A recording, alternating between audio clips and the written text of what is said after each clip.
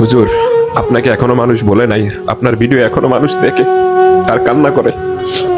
আপনাকে যারা মিথ্যা অপবাদ দিয়ে 13-14টা বছর জেলখানায় রাখছিল, তারা এখন আর বাংলাদেশে নাই। তাদের তাদেরকে আল্লাহ এমন ভাবে বিচার করছে, দেশ ছেড়ে পালাইতে বাধ্য হয়েছে। আল্লাহ আপনার দোয়া কবুল করছে। আপনি চাইছিলেন শহীদ হইতে, আপনি শহীদ হয়েছেন।